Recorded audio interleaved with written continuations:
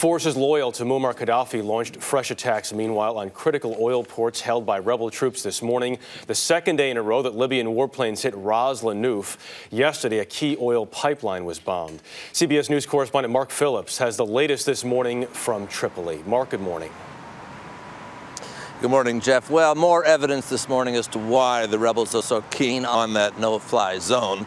Heavy government attacks in two crucial areas in the front to the east of the country. One, as you mentioned, in Ras Lanuf, where government heavy armored tanks have moved in and again shelled positions around the oil facilities in Ras Lanuf, again setting off huge fires in those facilities. Worrying enough for the rebels on that part of the front line, but perhaps even more worrying for them was airstrikes this morning at another oil facility further to the east at Brega. This is an area that has not been attacked from the air before, but today there were jet attacks, bombs dropped on the oil facility also at Brega.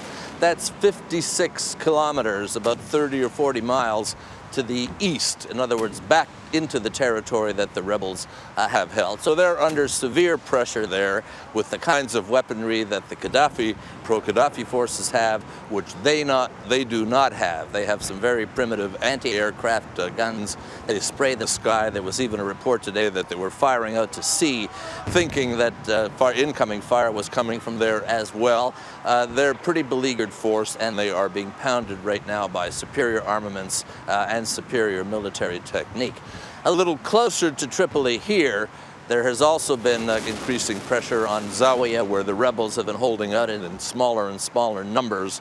Last night we actually got our first glimpse at Zawiya, at the government-controlled areas of Zawiya, where a big celebration was held, confirming, they say, the reconquest of Zawiya. That remains to be seen as well, because they had promised another facility in there today, another opportunity for foreign journalists to go in to have a look at Zawiya, and that has not happened yet. Jeff? All right, changing quickly day by day. Mark Phillips in Tripoli. Mark, thanks.